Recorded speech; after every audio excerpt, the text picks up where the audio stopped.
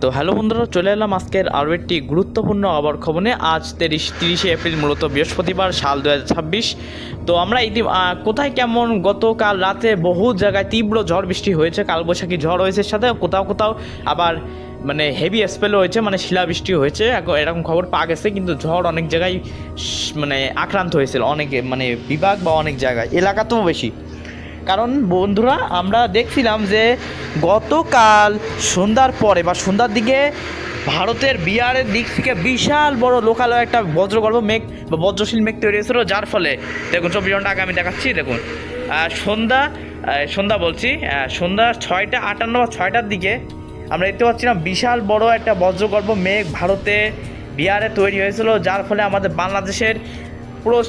বাংলাদেশের হচ্ছে ঢাকা আছে, খুলনা বিভাগের সব জায়গায়, তারপরে আছে যশোর, খুলনা, কুষ্টিয়া, লোহাগড়া, ঝিনেদা, মাগুরা, রাজশাহী, চুয়াডাঙ্গা, মেহেরপুর, তারপর সাতক্ষীরা, শৈলকুপা, বরিশাল, মাদারীপুর, কুমিল্লা, ঢাকা, হোমনা, কাপাসিয়া, চট্টগ্রাম, লংগদু, রাঙামাটি, লক্ষ্মীপুর, ফেনী, বাবুপাড়, তারপর আছে এখানে মঠবাড়িয়া, তারপরে গোসাবা, তারপরে কালিম্পং, তারপরে পশ্চিমবঙ্গে পূর্ব পশ্চিম মেদিনীপুর, সাউথ 24 পরগনা, নর্থ 24 পরগনা, বহরমপুর, দুর্গাপুর, কৃষ্ণনগর, চিত্তরঞ্জন, পুরুলিয়া, বাঁকুড়া, আসানসোল, তারপর হচ্ছে মেদিনীপুর, খড়গপুর, কোলাঘাট, ক্যানিং, হাওড়া, হুগলি, তারপরে এখানে হাবড়া, বনগাঁ, এইসব জায়গায়, আলিপুরদুয়ার, ভারতে আলিপুরদুয়ার, শিলিগুড়ি, হাসিমারা, বক্সাদুয়া, তারপর আছে ধূপগুড়ির দিকে, এইসব জায়গায় কিন্তু তীব্র কালবৈশাখী ঝড় হয়েছে গতকাল রাতে।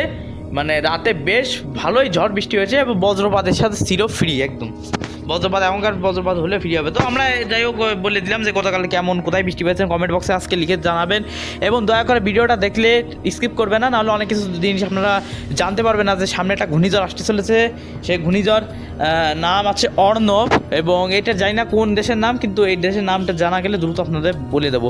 তো অবশ্যই ভিডিওটি দেখলে অবশ্যই লাইক করবেন, কমেন্ট করবেন এবং সাবস্ক্রাইব করতে ভুলবেন না। আপনারা অনেকে সাবস্ক্রাইব করেন না, তো দয়া করে সাবস্ক্রাইব করে উপরে বেল বাটনটি ক্লিক করে রাখবেন, যাতে প্রতিদিন আবহাওয়ার খবর পান। সর্বপ্রথম আমরা উপগ্রহ চিত্রের মাধ্যমে দেখতে পাচ্ছি আমাদের বাংলাদেশের ভারতবর্ষে মোটামুটি একটা আংশিক মেঘলা অবস্থা, কোথাও বৃষ্টি চালু নেই। তবে সিলেটের পূর্ব দিকে মোটামুটি বৃষ্টি, শিলচরের দিকে বৃষ্টি হচ্ছে। পশ্চিমবঙ্গ এবং বাংলাদেশের দক্ষিণ পশ্চিম অঞ্চল, উত্তরের দিকে আংশিক মেঘলা আকাশ, সব পুরোপুরি রৌদ্র উজ্জ্বল রয়েছে। তবে আবারও বৃষ্টি বজ্রমুটের নিজে দেখায় আজকেও কিন্তু তীব্র কালবৈশাখী ঝড় অব্যাহত থাকবে। আজ দুপুর 3টা থেকে শুরু করে ভারতের মিনিমাম প্রায় পশ্চিমবঙ্গ জুড়ে কিন্তু বজ্রগর্ভ মেঘ তৈরি বা বজ্রশীল মেঘ তৈরি হয়, তীব্র কালবৈশাখী ঝড় ঘটাতে পারে আজকেও, গতকালকে মতোই, কিন্তু আজকে এটা শক্তিশালী হতে পারে বেশি। কোথায় কেমন হবে? পশ্চিমবঙ্গের বোলপুর, সালার, বর্ধমান, বাঁকুড়া, পুরুলিয়া, আসানসোল, চিত্তরঞ্জন, কুদিনা, ধানবাদ, কৃষ্ণনগর, বহরমপুর, হুগলি, চুঁচুড়া, কলকাতা, ডায়মন্ড হারবার, ক্যানিং, তারপরে ভজভজ, কোলাঘাট, নিউ টাউন, খড়গপুর, মেদিনীপুর, চাকুরিয়া, জামশেদপুর, তারপর চাকদাপুর, তারপর হচ্ছে এখানে বিড়িপাতা, জলেশ্বর, বালেশ্বর, দীঘা, মন্দারমণি, হলদিয়া, এসব জায়গায়, উত্তর 24 পরগনা, দক্ষিণ 24 পরগনা, মালদা, তারপরে ভোগলপুর, দক্ষিণ দিনাজপুর, রায়গঞ্জ, এসব জায়গায় কিন্তু তীব্র কালবৈশাখী ঝড় দ্বারা আক্রান্ত হতে পারে আজকে সন্ধ্যা 7টা বা 8টা, রাত 8টার দিকে আমাদের বাংলাদেশের যশোর, খুলনা, কুষ্টিয়া, লোহাগড়া, ঝিনেদা, ফরিদপুর, ঢাকা, গাজীপুর, গিওর, পাবনা, নরসিংদী, তারপরে কিশোরগঞ্জ, হোমনা, তারপরে চুয়াডাঙ্গা, মাগুরা, লোহাগড়া, তারপরে নড়াইল, তারপরে অভয়নগর, খুলনা, তারপরে আমরা দেখতে পাচ্ছি হাসেমপুর, তালবাড়িয়া, তারপরে বেনাপোল, নাম্বারন, সাতক্ষীরা, এসব জায়গায় কিন্তু কালবৈশাখী ঝড় সম্ভাবনা থাকছে। নওগাঁও, বগুড়া, শেরপুর, তারাকান্দি, সিংড়া, রাজশাহী, বালুরঘাট, গাইবান্ধা, ময়মনসিংহ, কিশোরগঞ্জ, তো বললাম শ্রীমঙ্গল উপজেলায় জুড়েই কালবৈশাখী ঝড় সম্ভাবনা আছে। এবং পশ্চিমবঙ্গের বীরভূম, মুর্শিদাবাদ জেলায় আমরা দেখতে পাচ্ছি এখানে কিন্তু সবথেকে বেশি কালবৈশাখী ঝড়ের সম্ভাবনা আছে। যেমন হচ্ছে বোলপুর, নদিয়া, কৃষ্ণনগরের, রাজশাহীর দক্ষিণে নদিয়া, বহরমপুর, মাল্লাপুরের দিকে, হুগলি, চুঁচুড়া, কলকাতার দিকেও বেশ ভারী থেকে মাঝারি একটা বৃষ্টি হওয়ার সম্ভাবনা আছে। এবং রাত 9টার দিকে সারা বাংলাদেশে চলে আসবে এটা। বাংলাদেশের উত্তর, দক্ষিণ, পশ্চিম অঞ্চলে তীব্র কালবৈশাখী ঝড় হতে পারে। তার সাথে পশ্চিমবঙ্গের পূর্ব পশ্চিম মেদিনীপুর, সাউথ 24 পরগনা, নর্থ 24 পরগনা, হলদিয়া, 2 সুন্দরবন, 2 দিনাজপুর, তারপরে রাজশাহী আছে, তারপরে ভারতের তুরার দিকে আলিপুরদুয়ার, বনগাঁও, তারপরে আছে শিলংয়ের দিকে, এবং শিলচরের দিকে আছে, ত্রিপুরা, আগরতলা, আমবাসা, মিজোরাম, এসব কালবৈশাখী ঝড় হতে পারে আগামীকাল, আজকে পয়লা মের দিকে কী হচ্ছে, হ্যাঁ পয়লা মেতে অতি তীব্র ভারী বৃষ্টি হওয়ার সম্ভাবনা আছে, তাই পূর্ব বস্তুই নিয়ে এখন থেকে রাখতে লাগবে আমার বন্ধুরা। এবং তীব্র কালবৈশাখী ঝড় বা তীব্র ভারী বৃষ্টি হতে পারে সকাল 8টার দিকে। আমাদের বাংলাদেশের যশোর, লোহাগাড়া, বরিশাল, তারপরে এখানে জানি না কোন অঞ্চল, আমি বলে দিই সব থেকে বেশি অতি থেকে অনা ভারী বৃষ্টি হবে আগৈলঝাড়া, গোপালগঞ্জ, কাশিয়ানী, নড়াইল, যশোর, ভাঙ্গুড়া, কালিঙ্গঞ্জ, তারপরে মাগুরা, ঝিনাইদহ, জীবননগর, চুয়াডাঙ্গা, মেহেরপুর, মনিরামপুর, কেশবপুর, ফুলতলা, খুলনা, এসব জায়গায় কিন্তু তীব্র ভারী বৃষ্টি হওয়ার সম্ভাবনা আছে আগামীকাল পয়লা মে। পশ্চিমবঙ্গে কৃষ্ণনগর, নদিয়ার দিকে হওয়ার সম্ভাবনা আছে। লক্ষ্মীপুর, রামঘাটি, বাউপাল, এবারে আছে সন্দ্বীপ, হাতিয়া, এসব জায়গায় কিন্তু কালবৈশাখী ঝড়ের সম্ভাবনা আছে। ফেনী, কুমিল্লা, ঢাকার উত্তর ভাগে বেশি, ঢাকার মধ্যখানে একটু কোন ইফেক্ট হতে পারে, তাও হবে না তা না। এর সাথে বজ্র বৃষ্টি বা বজ্র ঝড় ভালোই হবে এবং কালবৈশাখী ঝড়ের সাথে থাকবে আগামীকাল পয়লা মের ক্ষেত্রে এটা হওয়ার সম্ভাবনা আছে। আমরা 2রা মের দিক দেখতে পাচ্ছি, 2রা মের দিকেও তীব্র কালবৈশাখী ঝড় হতে পারে। 3রা মের দিক দেখতে পাচ্ছি কালবৈশাখী ঝড় অব্যাহত থাকবে পশ্চিমবঙ্গ, বাংলাদেশের দক্ষিণ পশ্চিম অঞ্চলে। 5ই এপ্রিল দেখতে পাচ্ছি একটুখানি সম্ভাবনা থাকলেও কম হচ্ছে এবং 7ই এপ্রিল থেকে আস্তে আস্তে আবার বৃষ্টির পরিমাণ কমে আসতেছে। 8ই এপ্রিল বলছি, 7ই মে এবং 8ই মে এবং 9ই মে দেখতে পাচ্ছি আপনারা দেখতে পাচ্ছেন আবার 9 মে থেকে আবার কালবৈশাখী একটা স্পেল বাড়ার সম্ভাবনা আছে। 10ই মে কি হচ্ছে কমে আসতেছে তুলনামূলকভাবে। 11 মে থেকে ইনশাআল্লাহ আস্তে আস্তে আকাশ পরিষ্কার হবে এবং 13 বা 14 এপ্রিল থেকে আবার কিন্তু কালবৈশাখী ঝড় হানা দিতে পারে বা 15 এপ্রিল পরে হানা দিতে পারে। বঙ্গোপসাগরে কোনো ঘূর্ণিঝড় বা নিম্নচাপের সম্ভাবনা নেই। আপনারা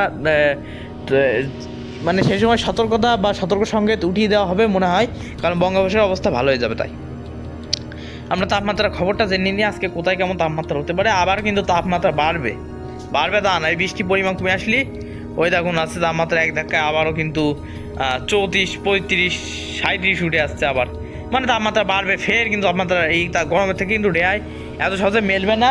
মিনিমাম জুলাই মাস যখন বর্ষাকাল আসবে তখন মিলবে রেহাই, তার আগে মেলবে না, কোনো সম্ভাবনা নেই।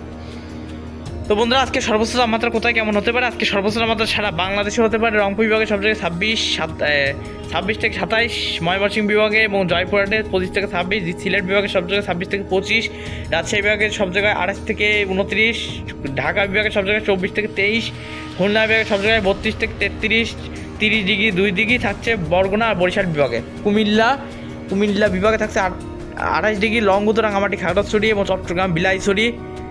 তারপরে এই সাথে থাকছে কিন্তু 28 ডিগ্রি সেলসিয়াস, কক্সবাজার 27, পশ্চিমবঙ্গের পশ্চিম মেদিনীপুর, হাওড়া, হুগলি, খড়গপুর, কোলাঘাট, দুর্গাপুর, কৃষ্ণনগর, বীরভূম, মুর্শিদাবাদ, পুরুলিয়া, বাঁকুড়া সব এক ধাক্কায় কিন্তু 29 থেকে 32 ডিগ্রি সেলসিয়াস করে থাকতেছে। মালদা 28 ডিগ্রি, দক্ষিণ দিনাজপুর, রায়গঞ্জ সব দেখতে পাচ্ছি আমরা 28 থেকে 26 ডিগ্রি, শিলিগুড়ি, আলিপুরদুয়ার, বনগাঁও, হাসিমারা, বক্সদুয়ার, জলপাইগুড়ি সব 26 ডিগ্রি সেলসিয়াস। শিলিগুড়ি আর আছে গ্যাংটক 20 ডিগ্রি, গুয়াহাটি, নওগাঁও, তারপরে ডিমাপুর, ডিব্রুগড় এবং জোরহাটার দিকে সব থাকছে 27 থেকে 30 ডিগ্রি সেলসিয়াস করে। ইম্ফলের দিকে 28, এবং ইম্ফল যেহেতু ভারতের এই ত্রিপুরা রাজ্য তাই বললাম আর কি। এবার আমরা বঙ্গোপসাগরের অবস্থা মোটটা জেনে আমরা এখানে আবহাওয়া খবর শেষ করবো। আজকে কোথায় কেমন কালবৈশাখী ঝড় বৃষ্টি হবে সেটা জানিয়ে দিলাম। আগামী বঙ্গোপসাগরে মে মাসের 14 তারিখ পর্যন্ত দেখতে পাচ্ছি আপাতত কোনো ঘূর্ণিঝড়ের সম্ভাবনা নেই। আপনারা মাছ ধরতে যেতে পারেন সমুদ্রে, ট্রলার নিয়ে কোনো সমস্যা হবে না ইনশাল্লাহ। এবং পরবর্তী ঘূর্ণিঝড় যদি আসে তাহলে সেই ঘূর্ণিঝড়ের নাম হবে অর্ণব এবং এটি একটা সুপার সাইক্লোনের রূপ নিতে পারে। যদিও আমার ধারণা এখন ভুল, মানে আমি বলতেছি এমনি, কিন্তু এখনও বঙ্গোপসাগরে সেটা শো করছে না, তবে কয়েকদিন পরে শো করবে ইনশাল্লাহ। মানে দেখা যাক, যাই হোক কী হয়। কিন্তু ঘূর্ণিঝড় হলেও কিন্তু অনেক প্রাণহানি, অনেক ক্ষতি হয়, তাই আশা করি ঘূর্ণিঝড় না হওয়াটাই বেটার। এবং এমনি লঘুচাপ বা বর্ষাকালে বৃষ্টি হলে সমস্যা নেই, কিন্তু ঘূর্ণিঝড়ে অনেক ক্ষতি হয়। তাই আশা করা যায় মে মাসে স্বাভাবিক থেকে যদি বেশি বৃষ্টি হয়ে যায় তাহলে আর ঘূর্ণিঝড়ে এ মাসের সম্ভাবনা থাকছে না। হয়তো একবারে নভেম্বর বা অক্টোবর, ডিসেম্বরের দিকে সম্ভাবনা থাকলেও থাকতে পারে শীতকালে। তো ভিডিওটি ভালো লাগলে অবশ্যই বিশাল বড় একটা লাইক মারবেন, সাবস্ক্রাইব করে পাশে থাকবেন এবং অল নোটিফিকেশন বাটনটি ক্লিক করে রাখবেন সঠিক তথ্যটি পাওয়ার জন্য। ধন্যবাদ।